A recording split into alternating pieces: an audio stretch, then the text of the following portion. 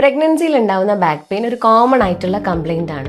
ഇത് എപ്പോഴാണ് നമ്മൾ ശ്രദ്ധിക്കേണ്ടത്, ഇതൊരു വലിയ ബുദ്ധിമുട്ടുണ്ടാക്കുന്ന സാധനമാണോ എന്നുള്ളതൊക്കെ ഒരുപാട് പേർക്ക് കൺഫ്യൂഷൻ ഉണ്ടാവാറുണ്ട്. ബാക്ക് പെയിൻ വരുമ്പോഴത്തേക്ക് ഡോക്ടറുടെ അടുത്തേക്ക് ഓടിപ്പോകണോ എന്നുള്ള കാര്യങ്ങളൊക്കെ. അപ്പോൾ ഈ പ്രഗ്നൻസിയിൽ ബാക്ക് പെയിൻ വരുന്നതിന് കുറച്ച് കാരണങ്ങളുണ്ട്. ഒന്നാമത്തെ കാരണം എന്ന് പറഞ്ഞു കഴിഞ്ഞാൽ നമ്മുടെ ഈ ഡെലിവറീനെ ഫേവർ ചെയ്യാൻ വേണ്ടി, അതായത് നോർമൽ വെജൈനൽ ഡെലിവറീനെ ഫേവർ ചെയ്യാൻ വേണ്ടി ബോഡി കുറച്ച് ഹോർമോൺസ് റിലീസ് ചെയ്യും. റിലാക്സിൻ ഹോർമോൺസ് എന്ന് പറയും. അത് നമ്മുടെ ജോയിൻസ് ഒക്കെ ഒന്ന് ലൂസാക്കാൻ വേണ്ടിയിട്ടുള്ളതാണ്. ജോയിൻസും ലിഗമെൻസും മസിൽസും ഒക്കെ ഒന്ന് ലൂസാക്കും. അത് നമ്മുടെ ബാക്കിലുള്ള ആ ഒരു ലിഗമെൻസിനെയും ജോയിൻസിനെയും ഒക്കെ ലൂസാക്കുന്നുണ്ട്. നമുക്കൊരു ചെറിയൊരു അൺസ്റ്റഡി ഫീലിംഗ് വരും നമ്മുടെ ബാക്കിൽ. അതേപോലെ കുട്ടി വലുതാവുന്നതിനനുസരിച്ചിട്ട് ഒരു എക്സ്ട്രാ ലോഡ് നമ്മുടെ സ്പൈൻ്റെ മുകളിലേക്ക് അല്ലെങ്കിൽ അവിടുത്തെ മസിൽസിൻ്റെ മുകളിലേക്ക് വരുന്നതും ചെറിയ ബാക്ക് പെയിൻ ഉണ്ടാവാനായിട്ട് കാരണം.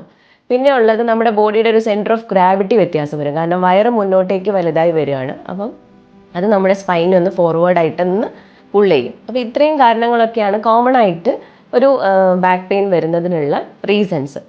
ഇതിൽ നമുക്ക് ചെറിയ ചെറിയ കാര്യങ്ങൾ ശ്രദ്ധിച്ചു കഴിഞ്ഞാൽ കുറേ മാറ്റങ്ങൾ ഉണ്ടാക്കാൻ പറ്റും. ഒന്നാമത്തെ കാര്യം, നമ്മൾ പോസ്റ്റർ എപ്പോഴും ശ്രദ്ധിക്കാം. പിന്നെ കിടക്കുന്ന സമയത്ത് സൈഡ് ചെരിഞ്ഞിട്ട് കിടക്കുക. നമുക്ക് എന്തെങ്കിലും ഒരു സാധനം എടുക്കണമെന്നുണ്ടെങ്കിൽ നേരെ കുനിയാതെ ജസ്റ്റ് ഒന്ന് മുട്ട് മടക്കിയിട്ട് സാധനം എടുക്കുക. ഹെവി വെയ്റ്റ് ലിഫ്റ്റിംഗ് ചെയ്യാതിരിക്കുക. ഹൈ ഹീൽഡ് ആയിട്ടുള്ള ചപ്പൽ യൂസ് ചെയ്യാതിരിക്കുക. പിന്നെ നമുക്ക് പെയിൻ ഉള്ള സമയത്ത് ചെറിയ മസാജ് കൊടുക്കുക, അല്ലെങ്കിൽ വാം ആയിട്ടുള്ള ഹോട്ട് പാക്ക് നമുക്ക് അപ്ലൈ ചെയ്യുക. അങ്ങനെയുള്ള ചെറിയ കാര്യങ്ങൾ ശ്രദ്ധിക്കാം. പക്ഷെ ഇത് എപ്പോഴാണ് നമ്മൾ അലാമിംഗ് ആയിട്ടുള്ള ഒരു സാധനമായി മാറുന്നതെന്ന് വെച്ച് കഴിഞ്ഞാൽ, ഈ ഒരു ബാക്ക് പെയിൻ്റെ കൂടെ തന്നെ നംനെസ്സോ അല്ലെങ്കിൽ വീക്ക്നെസ്സോ ഒക്കെ കാലിലേക്ക് വരുന്നുണ്ട്, അല്ലെങ്കിൽ അതിൻ്റെ കൂടെ പനി വരുന്നുണ്ട്, അല്ലെങ്കിൽ ഒരു വജൈനൽ ബ്ലീഡിങ് വരുന്നുണ്ട്.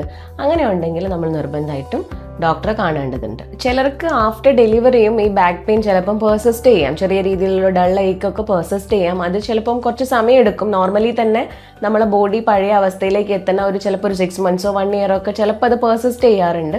ആ ഒരു സമയത്ത് നമുക്ക് ചെറിയ എക്സസൈസസ്, സ്ട്രെങ്തനിങ് എക്സസൈസസ്, വാക്കിംഗ് ഒക്കെ ചെയ്യുന്നത് നന്നായിരിക്കും. ഇതുപോലെ നമ്മൾ ശ്രദ്ധിച്ചു കൊണ്ടുപോവുകയാണെങ്കിൽ പ്രഗ്നൻസി ടൈമിലും അതേപോലെ ആഫ്റ്റർ ഡെലിവറി ടൈമിലും വരുന്ന ചെറിയ ബാക്ക് പെയിൻ കാര്യങ്ങൾ നമുക്ക് വ്യത്യാസം വരുത്താൻ സാധിക്കുന്നതാണ്. അതേസമയം അത് ഞാൻ നേരത്തെ പറഞ്ഞ പോലെ അസോസിയേറ്റഡ് ആയിട്ടുള്ള കംപ്ലയിൻറ്റ്സ് എന്തെങ്കിലും ഉണ്ടെന്നുണ്ടെങ്കിൽ നിർബന്ധമായിട്ടും നിങ്ങളൊരു എക്സ്പെർട്ട് ഒപ്പീനിയൻ എടുക്കേണ്ടതാണ്.